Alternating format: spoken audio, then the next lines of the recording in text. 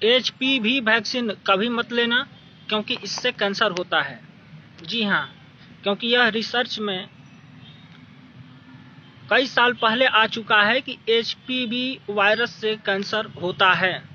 और जो HPV vaccine बच्चियों को लगाया जा रहा है, 15 साल से कम उम्र के बच्चियों को, उसमें एचपीवी नाम का वायरस रहता है। इसलिए इस वैक्सीन को आप लोग कभी मत लेना, क्योंकि इससे कैंसर होता है। दूसरी तरफ ये महाकुंभ का जो मेला चल रहा है प्रयागराज में, वहां पर कई नेताओं का बयान इस प्रकार से आ रहा है कि एचपीवी वैक्सीन को सरकार फ्री में लगवा रही है, स्कूल के माध्यम से भी लगवा रही है, स्वास्थ्य केंद्रों में भी लगवा रही है, ताकि आने वाले दिनों में हमारे बच्चों को सर्वाइकल कैंसर ना हो सके, किसी भी प्रकार का कैंसर ना हो सके। और इस बात का वो गारंटी ले रहे हैं कि एचपीवी वैक्सीन अगर लग गया किसी बच्ची को तो भविष्य में कभी भी कैंसर नहीं होगा। ये वो गारंटी के साथ बोल रहे हैं कि होगा ही नहीं। तो इस पर मेरा दावा यह है कि जो भी ऐसा नेता या डॉक्टर या कोई साइंटिस्ट ऐसा बोलता हो कि एचपीवी वैक्सीन का डोज लेने से भविष्य में कैंसर होगा ही नहीं, उसके साथ मैं एग्रीमेंट करना चाह रहा हूं। 10 लाख रुपए का एग्रीमेंट करना चाह रहा हूं कि अगर जितने भी भारत सरकार एचपीवी वैक्सीन लगवा रही है बच्चों को, उन सारे बच्चों को भविष्य में कभी भी कैंसर नहीं होना चाहिए।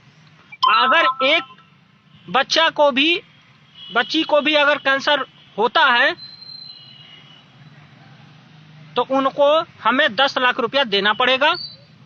और भविष्य में किसी को भी अगर कैंसर नहीं होता है तो अगले ये 20 साल का कॉन्ट्रैक्ट रहेगा, 20 साल के अंदर मैं उनको 10 लाख रुपया दूंगा।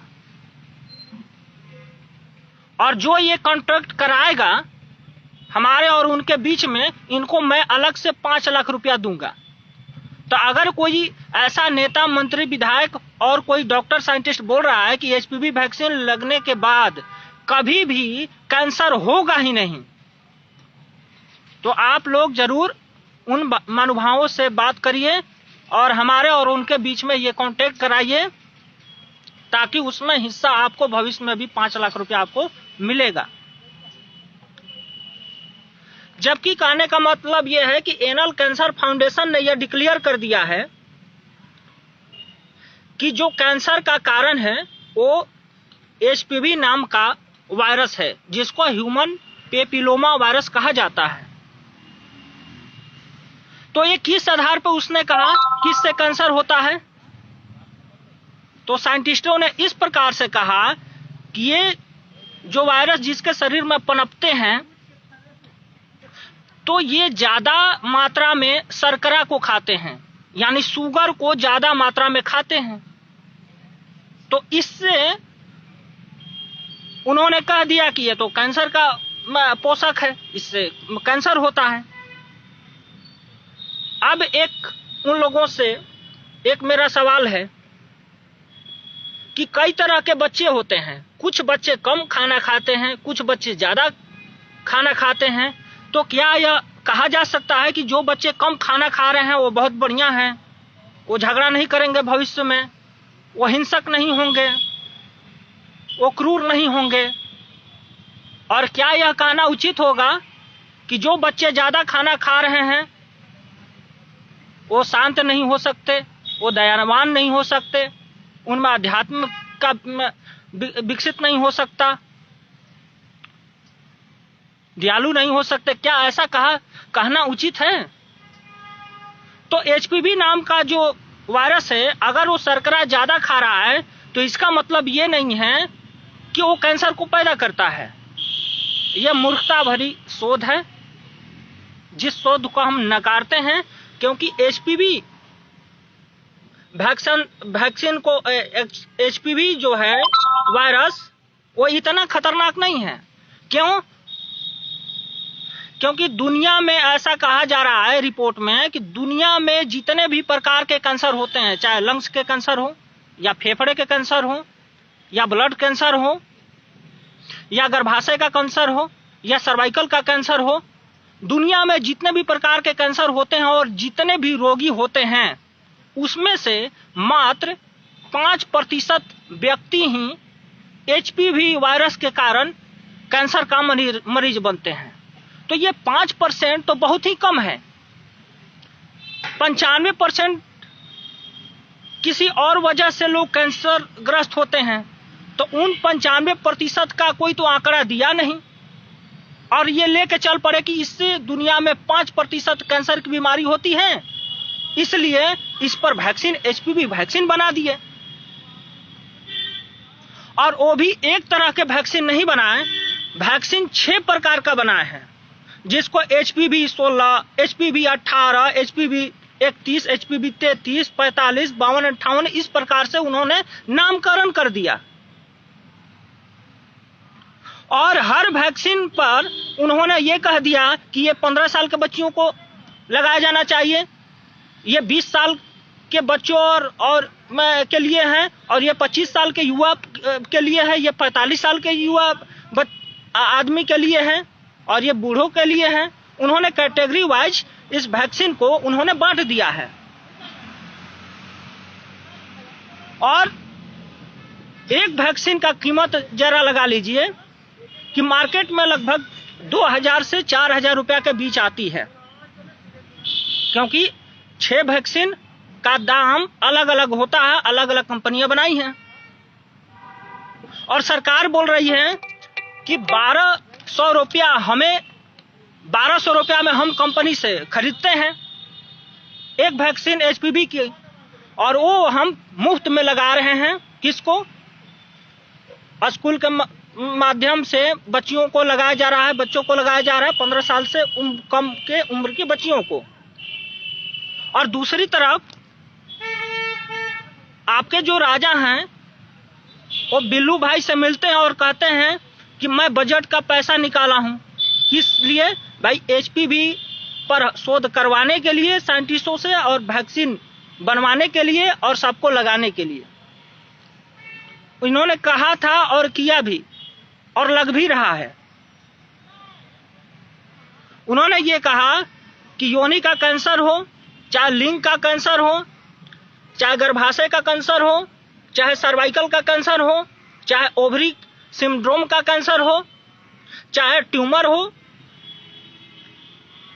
इन सब में प्रभावी है एचपीवी वैक्सीन। क्योंकि एचपीवी वैक्सीन लगेगा तो शरीर में एक ऐसा मेटाबॉलिज्म में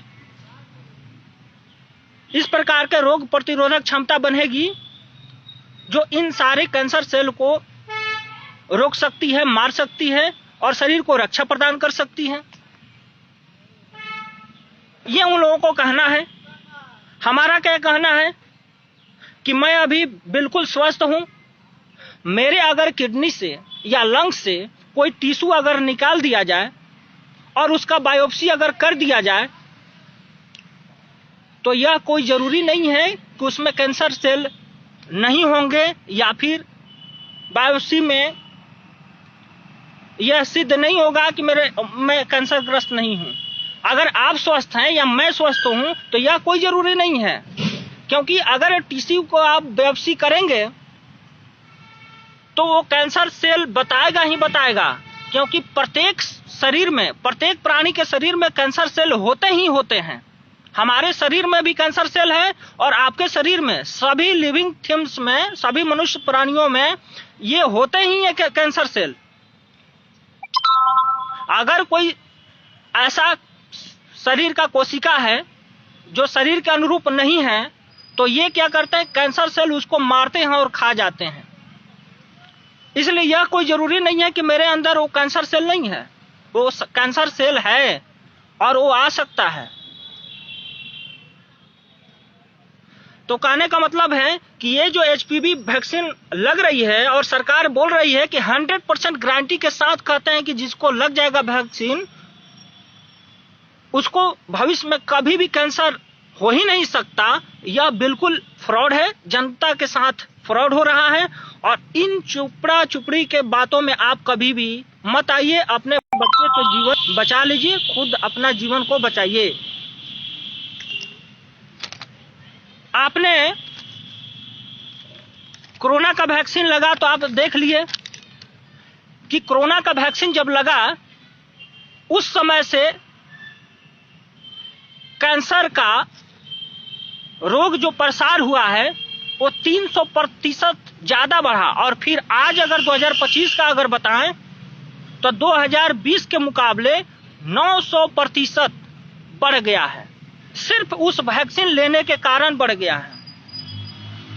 और पिछले वीडियो में मैं बता चुका हूं, वॉच मॉर्टेलिटी वेबसाइट पर आप जाइए, वो सारा चीज डाटा आपको दिखाएगा कि 9% कैंसर बढ़ा है सिर्फ वैक्सीन के वजह से। तो अगर एचपीवी वायरस से अगर कैंसर होता है तो जो ये वैक्सीन दिया जा रहा है उसमें एचपीवी वायरस मिला रहता है। तो ये जिसके भी जिन बच्चियों के शरीर में जाएगा तो ये क्या करेगा, वायरस पहले से उसके अंदर था या नहीं था ये विषय नहीं है, लेकिन आप वैक्सीन के माध्यम से उसके अंदर ये वायरस को आप डाल रहे हैं। तो ये क्या करेगा, जिसका शरीर इसको पचाने में पचा सकता है वो पचा लेगा, और जिसका शरीर इसको एक्सेप्ट नहीं करेगा उसको कैंसर ऑलरेडी हो जाएगा। इसलिए यह जो एचपीवी वैक्सीन यह कैंसर कर सकता है।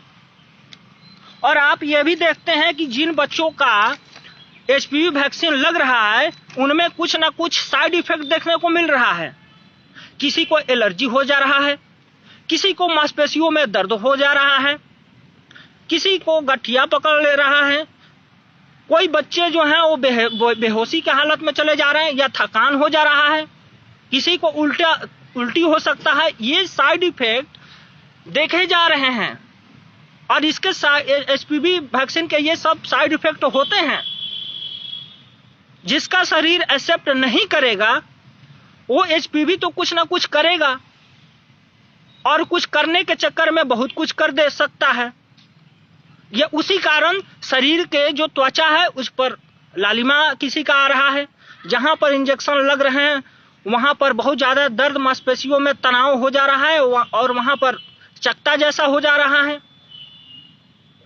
किसी को सर दर्द की बीमारी हो जा रही है इसको लेने के बाद में, किसी को इन्फेक्शन हो जा रहा है इसको लेने के बाद में, किसी को बुखार हो जा रहा है, किसी को उल्टी जैसा महसूस हो जा रहा है। और इसके वजह से, बुखार और उल्टी के वजह से बहुतों को लीवर खराब हो जा रहा है।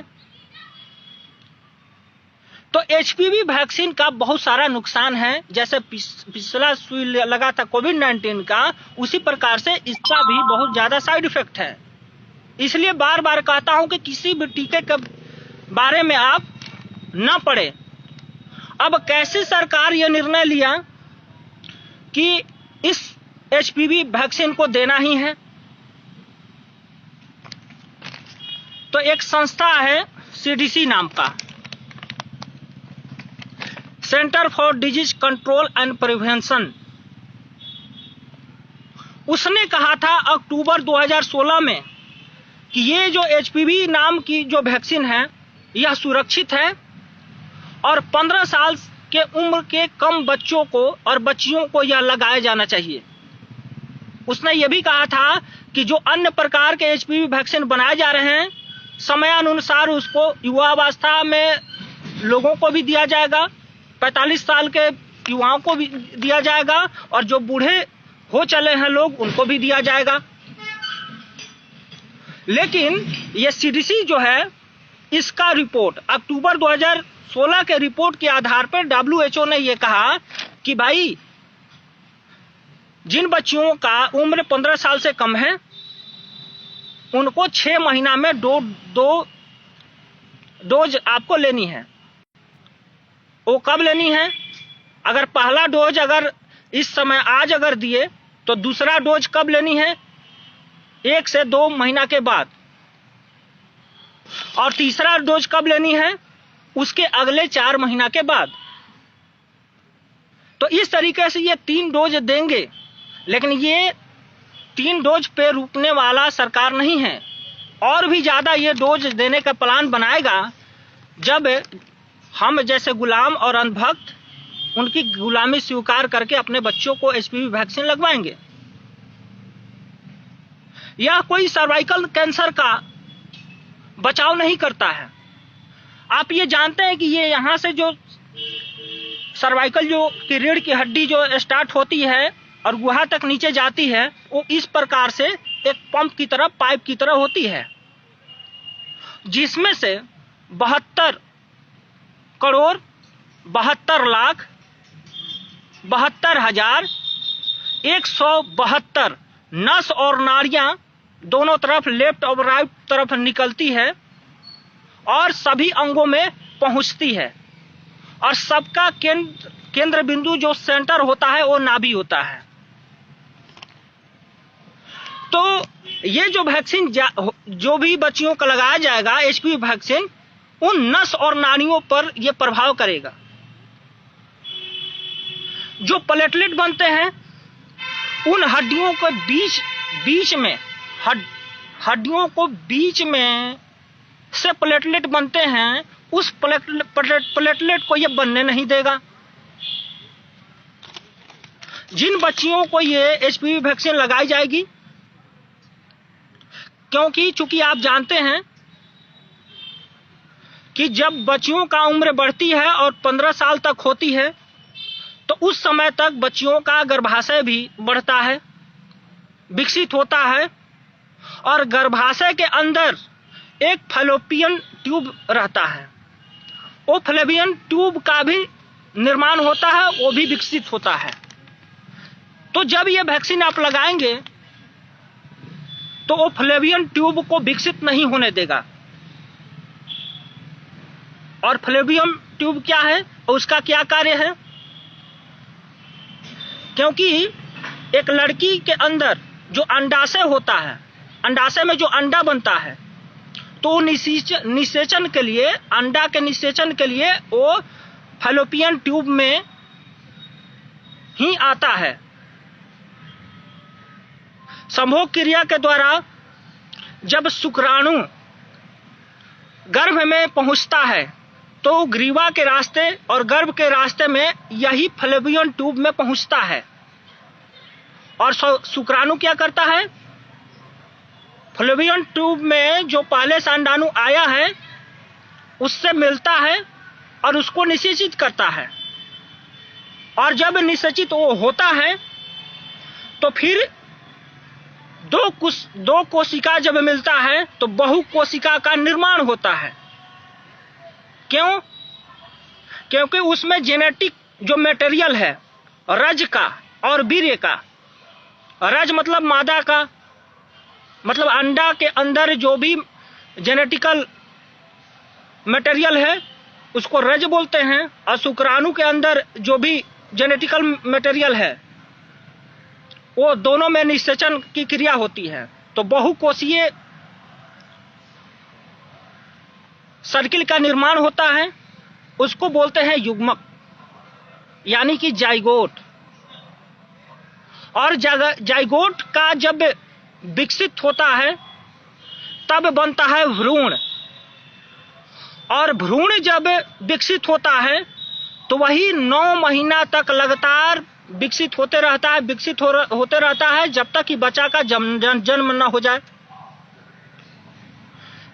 तो ये जब आप वैक्सीन लगाएंगे तो फैलोपियन जो ट्यूब है उसको ये विकसित नहीं होने देगा।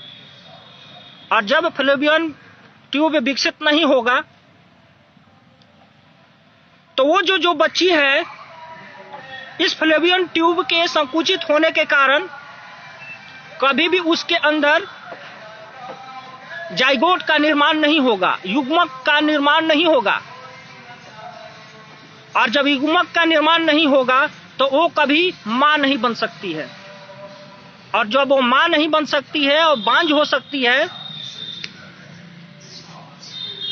तो माता कभी भविष्य में नहीं कहलाएगी। तो ये एचपीवी वैक्सीन इतना खतरनाक है कि ये डेपॉपुलेशन करने का एक एजेंडा है। इसको कभी भी नहीं लेना चाहिए।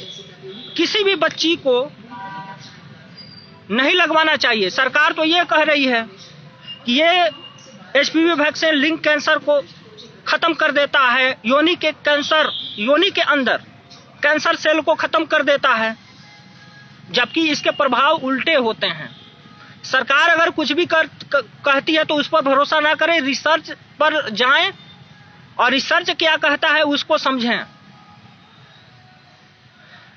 सरकार बोल रही है कि योनि कैंसर को खत्म करता है, जबकि योनि के अंदर जो फ्लोवियन जो ट्यूब है उसके निर्माण में यह बाधा डालता है, उसको विकसित होने में यह बाधा डालता है और जाइगोट का हत्या कर देता है, क्योंकि वो बन नहीं पाता है, क्योंकि उसको जितना वो साइज चाहिए वो साइज उसको पहले विकसित होने में नहीं मिल पाया।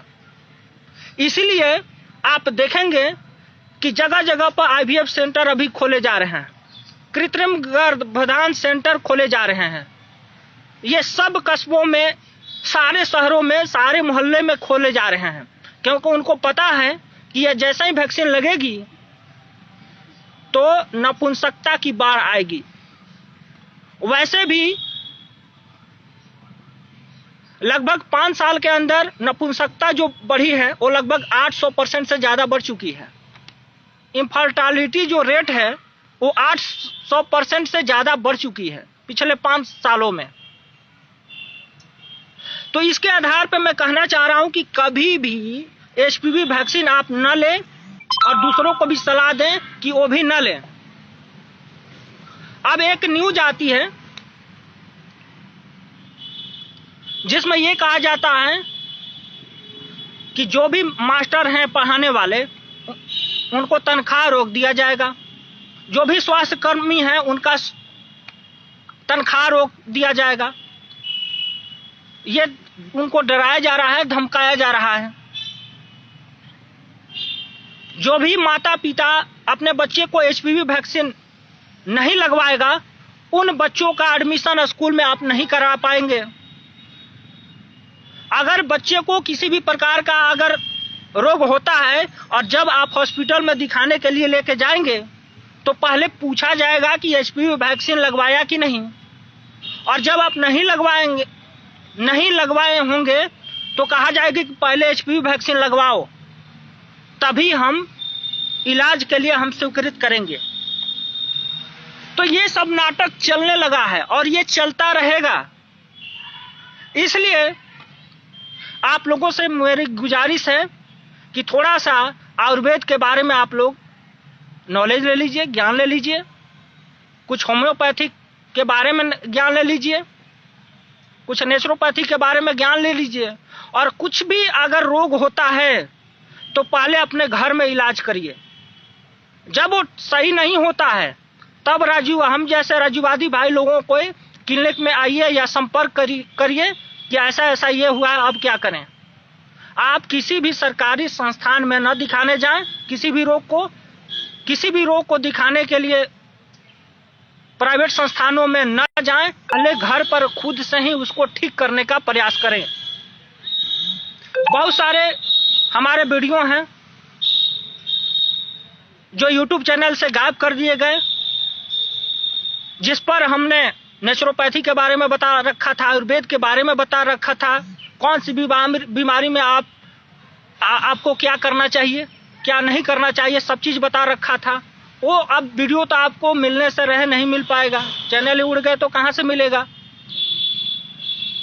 लेकिन आप लोगों को सलाह यही देना चाह रहे हैं कि आप कहीं से भी कोई भी पुस्तक, या हमारी पुस्तक या किसी और का पुस्तक आप खरीदिए और उसको स्वयं से अध्ययन करना स्टार्ट कर दीजिए। और आपके घर में जो रसोई घर है उसमें ऐसी 108 प्रकार की औषधियां हैं जिनसे 148 प्रकार के रोगों का इलाज किया जा सकता है, और हम लोग भी उन्हीं औषधियों का प्रयोग करके बहुत सारे रोगों को ठीक करते हैं। इसलिए किसी भी प्रकार का वैक्सीन हो आप बच्चों को न दिलवाएं, चाहे पोलियो का ड्रॉप ही क्यों ना हो, बच्चों को बिल्कुल मत पिलवाइए। सरकार की तरफ से जितने भी आ रहे हैं वैक्सीन या टीका, किसी भी टीका को लेने की कोई जरूरत नहीं है। बच्चे को शुद्ध खाना खिलाएं ऑर्गेनिक खाना खिलाएं, थोड़ा सा योग व्यायाम उनको करवाना सिखाएं, टहलाएं और उन बच्चों के साथ थोड़ा सा समय बिताएं। यही आपके लिए पर्याप्त है। आज के लिए इतना ही। मैं समझ गया कि मैं जो कहना चाह रहा हूं आप लोग समझ गए होंगे। अगर किसी को कुछ डाउट होगा तो कमेंट बॉक्स में अपना सवाल लिखेंगे। इतना ही बात कहकर आज के लिए बहुत बहुत धन्यवाद। जय हिंद, वंदे मातरम, हर हर महादेव।